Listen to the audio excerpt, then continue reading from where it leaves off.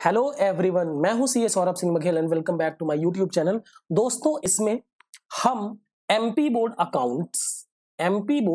Accounts के लिए आपके वीडियोस को बनाएंगे। आपका ये पूरा सिलेबस यहां पर मैं कवर कराऊंगा। देखिए, एमपी बोर्ड अकाउंट्स पढ़ने के लिए हमें 2-3 चीजें समझनी होंगी। आप उनको ध्यान से सुन लें जरा। देखिए, एमपी बोर्ड अकाउंट्स में 2 चीजें बड़ी इंपॉर्टेंट है अकाउंट्स में। एक है थ्योरी और दूसरा है आपका प्रैक्टिकल क्वेश्चन, जिनको हम न्यूमेरिकल क्वेश्चन कहते हैं। ठीक है।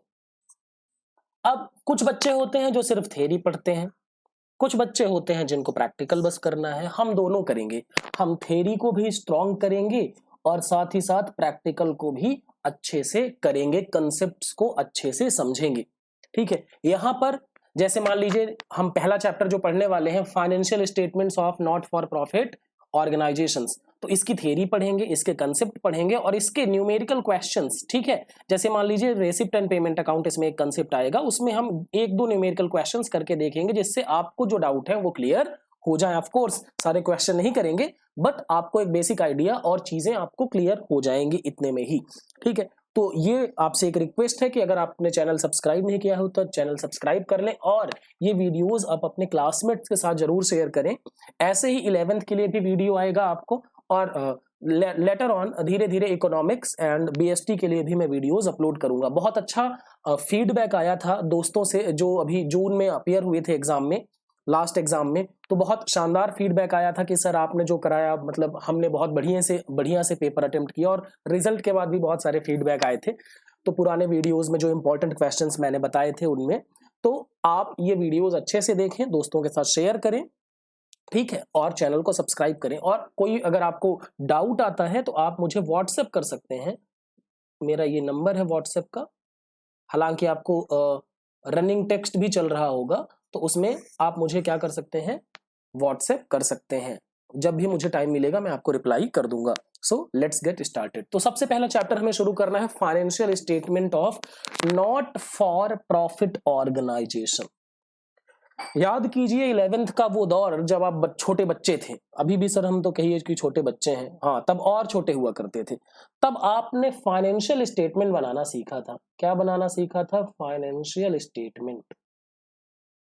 आपको याद हो 2 चैप्टर पढ़े थे आपने, एक फाइनेंशियल स्टेटमेंट विथ एडजस्टमेंट, या पहला था विदाउट एडजस्टमेंट और दूसरा था विथ एडजस्टमेंट। तो इसमें क्या क्या बनाते थे? फाइनेंशियल स्टेटमेंट 3 चीजें आती थी। पहला बनाते थे क्या? ट्रेडिंग अकाउंट, दूसरा बनाते थे प्रॉफिट एंड लॉस अकाउंट और तीसरा बनाते थे हम बैलेंस शीट। यही करते थे। अब भी हम क्या करेंगे? अब हम यहां पढ़ रहे हैं financial statement of not for profit. Not for profit मतलब ऐसे ऑर्गेनाइजेशंस के लिए फाइनेंशियल स्टेटमेंट जिनका उद्देश्य, जिनका ऑब्जेक्टिव प्रॉफिट कमाना नहीं है। भैया ऑब्जेक्टिव प्रॉफिट कमाना नहीं है। अब सुनना जरा, ऑब्जेक्टिव प्रॉफिट कमाना नहीं है मतलब ऐसे ऑर्गेनाइजेशंस जो या तो कल्चर को प्रमोट करने के लिए, हेल्थ को प्रमोट करने के लिए, रिलीजन को प्रमोट करने के लिए, एजुकेशन को प्रमोट करने के लिए, सोशल सर्विसेज को प्रमोट करने के लिए बनाए गए हैं, तो इसको बोला जाता है नॉट फॉर प्रॉफिट ऑर्गेनाइजेशन। क्या बोलेंगे इसको? Not for profit organisation. ठीक है। उसके बाद इसका क्या होता है? प्रॉफिट कमाना नहीं होता। अब एक सवाल बताना, एक टर्म आप समझना। ठीक है। बारीक सा डिफरेंस है। एक टर्म होता है, देखना, not for profit organisation, and एक टर्म है प्रॉफिट अर्निंग ऑर्गेनाइजेशन। ये दोनों अलग अलग चीजें हैं भैया। देखो, नॉट फॉर प्रॉफिट ऑर्गेनाइजेशन का मतलब है कि हमारा ऑब्जेक्टिव प्रॉफिट कमाना नहीं है। हमारा ऑब्जेक्टिव प्रॉफिट कमाना नहीं है। लेकिन क्या हमें कभी प्रॉफिट नहीं हो सकता? बिल्कुल हो सकता है। कैसे प्रॉफिट हो सकता है? मान लो हमें डोनेशन ज्यादा मिल गया तो हमारा फायदा हो गया। ठीक है। हमने एक स्कूल बनाई थी गरीब बच्चों को पढ़ाने के लिए। अब हमने उसमें मान लो कि फीस रखी थी 50 रुपए सिर्फ, लेकिन हमें फीस इतनी ज्यादा मिल गई कि हमारा प्रॉफिट आ गया। तो नॉट फॉर प्रॉफिट ऑर्गेनाइजेशन का मतलब ये है कि हमारा ऑब्जेक्टिव प्रॉफिट कमाना नहीं है, बट स्टिल हमें प्रॉफिट हो सकता है, हमारा ऑर्गेनाइजेशन प्रॉफिट अर्निंग ऑर्गेनाइजेशन हो सकता है। ठीक है, आगे चलते हैं। Such institutions are separate legal entity, ये किसी के मालिकाना हक इसमें नहीं होता, मतलब कोई इसका मालिक नहीं होता या कोई इंडिविजुअल इसका मालिक नहीं होता, बल्कि ये सोसाइटी ऑन करती है। ठीक है, जैसे बहुत सारे हॉस्पिटल्स होते हैं, ट्रस्ट के जो हॉस्पिटल होते हैं, स्कूल्स होते हैं, कॉलेजेस होते हैं, तो ये जैसे मान लीजिए कोई हेल्थ क्लब बना लिया आपने, वहां पर मेंबर्स हो गए और मेंबर्स को आप क्या करते हैं, हेल्थ के सर्विसेज देते हैं, जिम बना लिया आपने, तो ये सारी चीजें आती हैं यहाँ पर कुछ एग्जांपल्स दिए गए हैं, जैसे एजुकेशन के लिए बना लिया, कोई भी चीज मान लीजिए आपने रिलीजन के लिए प्रमोट करने के लिए बना लिया। अब जैसे मंदिर अगर आप देखें तो अयोध्या में जो राम मंदिर बन रहा है वहां के लिए भी एक ट्रस्ट बनाया गया है। क्या बनाया गया है? वहां के लिए ट्रस्ट बनाया गया है, और वो ट्रस्ट भी क्या है, नॉट फॉर प्रॉफिट। अब वो क्या करेंगे, सबसे पैसे मांगेंगे कि भैया हमें चंदा दो, हमें चंदा दो, हमें चंदा दो, और हम क्या करेंगे, उससे मंदिर बनाएंगे। ठीक है, तो ये भी क्या हो गया, रिलीजन को प्रमोट करने के लिए। ऐसे मुस्लिमों में भी होते हैं, जैसे सुन्नी वक्फ बोर्ड या बहुत सारे, वो मस्जिदों के लिए चंदा मांगते हैं। ठीक है, ऐसे ट्रेड यूनियन हो गए, हमें ट्रेड प्रमोट करना है,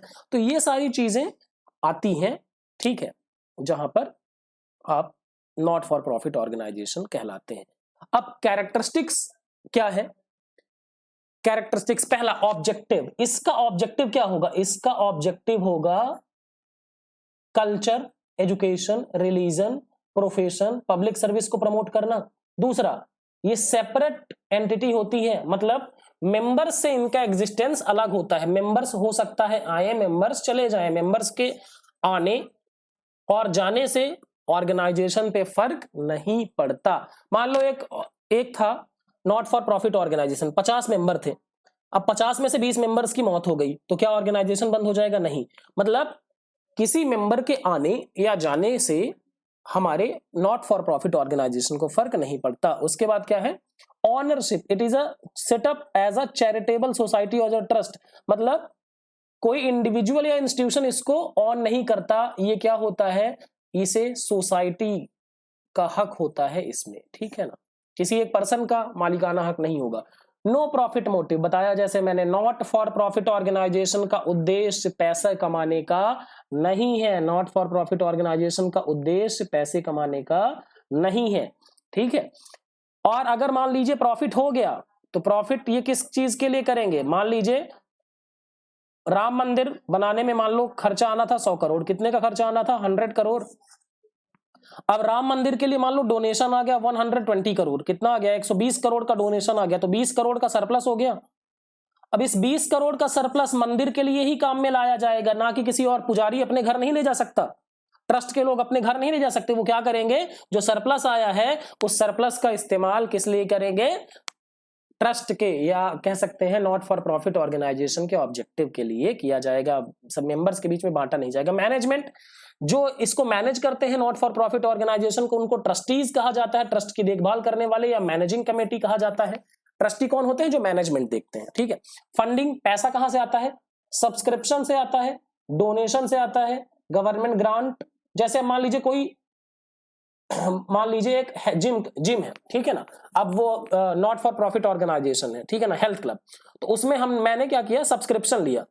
जैसे मुझे कार्डियो करना है, तो कार्डियो के लिए मैंने कार्डियो का सब्सक्रिप्शन लिया, तो मैं फीस दूंगा, तो ये इनकी इनकम हो गई। डोनेशन, मैंने कुछ दान दिया, इनकम हो गई। सरकार की तरफ से कोई ग्रांट मिल गया, मतलब ग्रांट मतलब सब्सिडी मिल गई, या फिर कोई और तरीके से पैसा आ गया, तो ये पैसा हो जाता है। अकाउंट्स, देखो अकाउंट्स, जैसे मैंने अभी आपको बताया कि जब फॉर प्रॉफिट ऑर्गेनाइजेशन होता है ना, फॉर प्रॉफिट ऑर्गेनाइजेशन, तो 3 स्टेटमेंट बनाते थे, क्या, ट्रेडिंग अकाउंट, दूसरा प्रॉफिट एंड लॉस अकाउंट, और तीसरा बनाते थे बैलेंस शीट। यहां क्या करेंगे हम, ट्रेडिंग नहीं बनाएंगे, यहां 3 अकाउंट बनाएंगे basically, receipt and payment account, दूसरा बनाएंगे इनकम एंड एक्सपेंडिचर अकाउंट, और तीसरा बनाएंगे हम बैलेंस शीट। यही तीनों चीजें हमें इस चैप्टर में सीखनी है। ठीक है, आई होप अभी तक आपको ये चीजें क्लियर हो गई होगी। अब समझते हैं, ये इंपॉर्टेंट क्वेश्चन है, इस चैप्टर से आपको ऑब्जेक्टिव क्वेश्चन भी पूछा जाएगा और साथ ही साथ थियोरेटिकल क्वेश्चन भी आएगा। ठीक है, ज्यादातर थ्योरेटिकल क्वेश्चन आते हैं, और अगर न्यूमेरिकल आता है तो बहुत इजी आता है। चलिए हम आगे डिस्कस करेंगे, आज हम सिर्फ थ्योरेटिकल पोर्शन कवर कर रहे हैं। तो नॉट फॉर प्रॉफिट ऑर्गेनाइजेशन और प्रॉफिट फॉर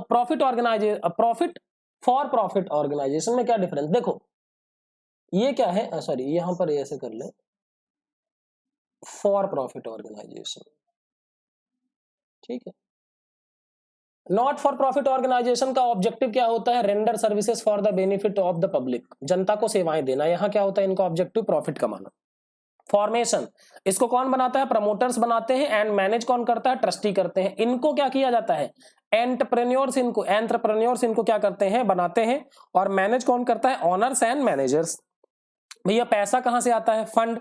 देखो यहां पर मेंबरशिप फीस, मेंबर जो होते हैं वो पैसा देते हैं, डोनेशन का पैसा आता है, सब्सक्रिप्शन का पैसा आता है, जैसे मैंने बताया। यहां पर अगर एक मालिक है तो प्रोपराइटर, अगर पार्टनर लोग हैं, पार्टनरशिप है तो पार्टनर कैपिटल लगाते हैं, और अगर कंपनी है तो शेयर होल्डर पैसा लगाते हैं। उसके बाद फाइनेंशियल स्टेटमेंट मैंने बता दिया कि नॉट फॉर प्रॉफिट ऑर्गेनाइजेशन में receipt and payment account, income and expenditure account and balance sheet, और यहाँ पर मैन्युफैक्चरिंग, ट्रेडिंग, अगर मैन्युफैक्चरिंग कंपनी मतलब कोई फैक्ट्री है तो वो मैन्युफैक्चरिंग अकाउंट भी बनाएगी, trading, profit and loss and balance sheet. तो इस तरीके से ये चीजें होंगी। अब सरप्लस, देखो जब कभी भी मान लो नॉट फॉर प्रॉफिट ऑर्गेनाइजेशन में इनकम हुई 1 लाख की और एक्सपेंस हुए 70,000 का, तो ये 30,000 ज्यादा, ये 30,000 का फायदा हो गया हमें, तो ये 30,000 को प्रॉफिट नहीं कहेंगे, है प्रॉफिट ही, इसको क्या बोलेंगे, सरप्लस।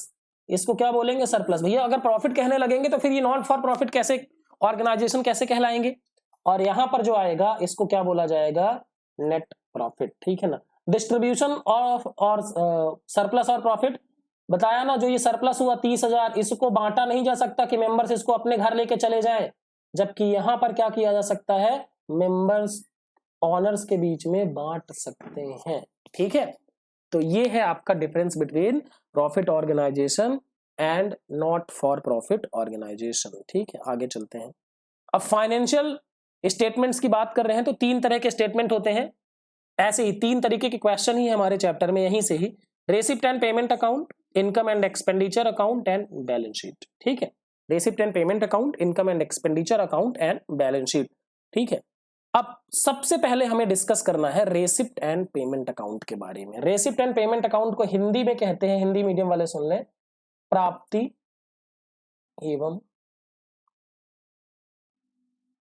भुगतान खाता। हिंदी मीडियम के लिए भी यही वीडियो रहेगा, ठीक है ना। आपको सारी चीजें समझ में आएंगी बशर्ते आप ध्यान से पढ़ें समझें। प्राप्ति एवं भुगतान खाता, ठीक है। अब प्राप्ति एवं भुगतान खाता समझ लो क्या है। देखो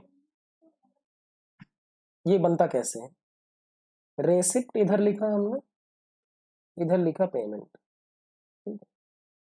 पैसा आया, कैश आया, पैसा आया तो कहां लिखेंगे, डेबिट में, और पैसा गया तो कहां लिखेंगे, क्रेडिट में। सिंपल सी बात है। रेसिप्ट एंड पेमेंट अकाउंट में क्या किया जाता है, जितने भी कैश या बैंक ट्रांजैक्शन होते हैं उनकी ये समरी होता है, उनकी क्या होता है, ये समरी यानी सारांश होता है, ठीक है।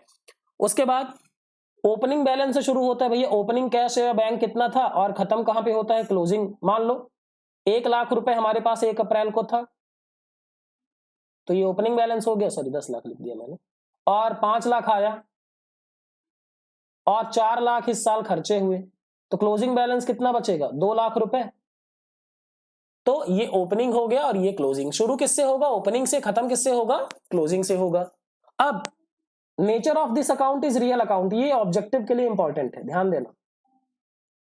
रेसिप्ट एंड पेमेंट अकाउंट का नेचर किसका होता है, रियल। क्यों रियल होता है, क्योंकि इसमें कैश से रिलेटेड, कैश क्या है, एसेट है, कैश क्या है, एसेट है, तो एसेट का अकाउंट हमेशा क्या होता है, रियल अकाउंट होता है। एसेट का अकाउंट हमेशा क्या होता है, रियल अकाउंट होता है।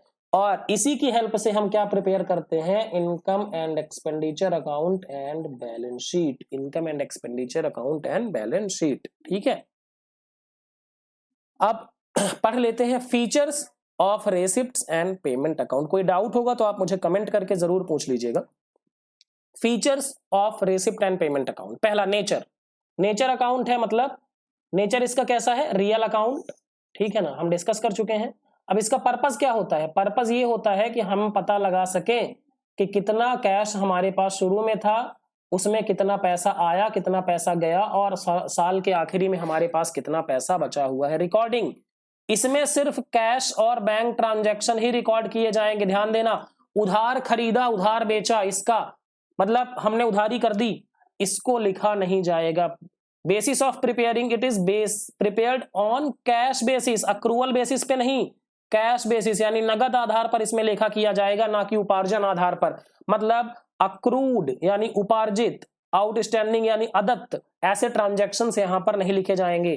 कैपिटल एंड रेवेन्यू, इसमें चाहे कैपिटल हो चाहे रेवेन्यू नेचर का आइटम हो, सब कुछ लिखा जाएगा। उसके बाद it records all the cash and bank transactions. देखो, चाहे वो जिस पीरियड का हो, चाहे वो जिस पीरियड का पेमेंट हो, अगर इस साल किया गया है तो उसका लेखा जोखा किया जाएगा, चाहे करंट पीरियड का हो, चाहे प्रीवियस पिछले साल का हो, चाहे सक्सेडिंग यानी अगले साल का हो। फिर ओपनिंग एंड क्लोजिंग बैलेंस होगा, जाहिर सी बात है, opening and closing balance, opening शुरू में होगा, क्लोजिंग एंड पे होगा। और एडजस्टमेंट, इसमें कोई भी तरीके का एडजस्टमेंट नहीं किया जाएगा, ना तो अक्रूड का, ना आउटस्टैंडिंग का, और ना ही डेप्रिसिएशन का। डेप्रिसिएशन क्यों नहीं? क्योंकि डेप्रिसिएशन एक्सपेंस तो है लेकिन ये नॉन कैश एक्सपेंस है। डेप्रिसिएशन के बदले में कैश थोड़ी जाता है, depreciation is a non cash expense. ठीक है, ये चीजें हो गई। आई होप आपको ये थोड़ा सा समझ में, थोड़ा क्या पूरा ही समझ में आ गया होगा। फिर भी कोई डाउट है तो आप मुझे कमेंट करके बताएं, मैं उसको सॉल्व कर दूंगा। उसके अलावा मैं एक चीज आपको और भी बता देता हूं। इसमें मैं आपको मैंने आपके लिए बनाया हुआ था, आपको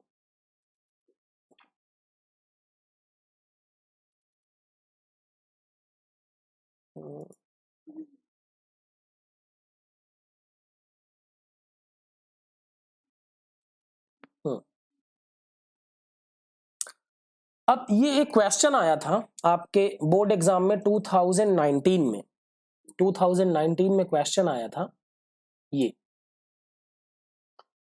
बुक्स ऑफ अकाउंट्स, 5 नंबर का क्वेश्चन था। Maintained by not for profit organisation, मतलब नॉट फॉर प्रॉफिट ऑर्गेनाइजेशन कौन कौन से बुक्स बनाते हैं? तो आपको लिखना था कैश बुक, कैश बुक में कैश से रिलेटेड ट्रांजैक्शन, जर्नल जहां पर डेली की एंट्रीज की जाती हैं, जर्नल के साथ बनेगा ledger, memorandum book. Memorandum book क्या होता है? अगर आपने कोई क्रेडिट ट्रांजैक्शन है तो उसको लिखने के लिए कौन सी बुक इस्तेमाल की जाती है? Memorandum book. Members register, members का नाम यहां पर लिखा जाएगा, जो नए मेंबर आएंगे उनका लिखा जाएगा, जो पुराने मेंबर छोड़ के जाएंगे उनका नाम काट दिया जाएगा। स्टॉक रजिस्टर, आपके पास किन चीजों का कितना स्टॉक है।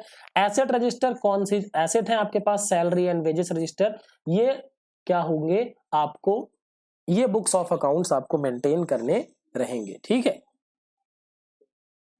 उसके बाद cash book and receipt and payment account के बीच का डिफरेंस, ठीक है, ये हम डिस्कस कर लेते हैं। देखें, कैश बुक में एवरीडे एंट्री की जाती है, हर दिन लिखा जाता है, डेट वाइज होता है, जबकि रेसिप्ट एंड पेमेंट अकाउंट को आखिरी में बनाया जाता है, ईयर एंड पे बनाया जाता है। ठीक है, यहाँ डेटा डेट वाइज होता है और यहाँ पर डेट वाइज डेटा नहीं होता है। ये इंडिपेंडेंट बुक है और ये कैश बुक को देख देख के बनाई जाती है। मतलब receipt and payment account is summary of cash book, ये आपके एग्जाम में भी पूछ लिया जाता है। उसके बाद balancing of this book is done every day, इस बुक का हिसाब किताब भैया बैलेंस जब एक हर दिन लिखे जाते हैं तो हर दिन बैलेंस करना पड़ेगा, इसको ईयर एंड पे ही किया जाता है। ये प्राइमरी बुक है और ये क्या है? मेमोरेंडम अकाउंट है। ठीक है, और इंस्टीट्यूशंस, ये कौन बनाता है? Trading and non trading organisation दोनों बनाते हैं। भैया कैश बुक तो सब रखते हैं, और रेसिप्ट एंड पेमेंट अकाउंट कौन बनाता है? नॉन ट्रेडिंग यानी नॉट फॉर प्रॉफिट ऑर्गेनाइजेशन। ठीक है, आई होप आपको ये चीजें समझ में आ गई होंगी। ठीक है, अब हम थोड़ा सा डिस्कस कर लेते हैं जो दूसरे डिफरेंस हैं आपके इस चैप्टर के। Difference between receipt and payment account and income and expenditure account. अभी हमने इनकम एंड इसके न्यूमेरिकल क्वेश्चन हम करेंगे। देखो, रेसिप्ट एंड पेमेंट अकाउंट जो होता है ये क्यों बनाया जाता है? जिससे हमें कैश का बैलेंस पता चल सके। और इनकम एंड एक्सपेंडिचर अकाउंट बनाया जाता है जिससे हमें सरप्लस या डेफिसिट का पता चल सके। सरप्लस का मतलब होता है प्रॉफिट, प्रॉफिट कब होता है? जब इनकम ज्यादा हो, और डेफिसिट का मतलब होता है लॉस, तो हमें पता चल सके कि हमने कितना कमाया या कितना गंवाया। अब देखो, रेसिप्ट एंड पेमेंट अकाउंट कौन सा है? रियल अकाउंट हम डिस्कस कर चुके हैं। और नॉमिनल अकाउंट है भैया जिस अकाउंट से हमें प्रॉफिट या लॉस का पता चले वो क्या होता है? नॉमिनल अकाउंट होता है। उसके बाद form, it is summary of cash book, ये क्या है? कैश बुक की समरी है। और ये कैसा होता है, ये प्रॉफिट एंड लॉस अकाउंट जैसा होता है, नेचर वैसा ही है, बस यहाँ प्रॉफिट आता है तो सरप्लस लिख देते हैं, लॉस आता है तो क्या लिख देते हैं, deficit. Items, all cash receipt and cash payments are entered, ठीक है, चाहे वो इस साल के हो या नहीं, पिछले साल का पैसा इस साल दिया तो यहां लिखेंगे, पिछले साल का पैसा इस साल आया तो यहां लिखेंगे, मतलब रेसिप्ट एंड पेमेंट अकाउंट में एंट्री करते समय देखना है पैसा आया या पैसा गया, कब का है इससे फर्क नहीं पड़ता। इनकम एंड एक्सपेंडिचर अकाउंट में सिर्फ करंट ईयर के ट्रांजैक्शन लिखे जाते हैं, कब के ट्रांजैक्शन लिखे जाते हैं, सिर्फ करंट ईयर के ट्रांजैक्शन लिखे जाते हैं। उसके बाद capital and revenue, capital and revenue का मतलब है चाहे कैपिटल आइटम हो, अभी हम इसको डिस्कस करेंगे डिटेल में कैपिटल और रेवेन्यू क्या है, चाहे रेवेन्यू आइटम हो, दोनों को यहां पर लिखा जाएगा और यहां पर सिर्फ रेवेन्यू आइटम को लिखा जाता है, रेवेन्यू आइटम को लिखा जाता है, यहां पर एडजस्टमेंट कोई भी नहीं किया जाता और यहां पर सभी तरीके के एडजस्टमेंट किए जाते हैं। अब ये तो हमने लगभग थ्योरेटिकल पार्ट कवर कर लिया, अब हम क्या करेंगे, अब हम जो अगला वीडियो बनाएंगे उसमें receipt and payment account, income and expenditure account और बैलेंस शीट वाले क्वेश्चंस करके देखेंगे। तो दोस्तों अगर आपको ये वीडियो अच्छा लगा तो लाइक करिएगा, कमेंट करके फीडबैक जरूर दें, चैनल सब्सक्राइब नहीं किया हुआ है तो प्लीज सब्सक्राइब जरूर कीजिएगा और क्लासमेट्स और दोस्तों के साथ तो शेयर बनता है। थैंक यू वेरी मच दोस्तों।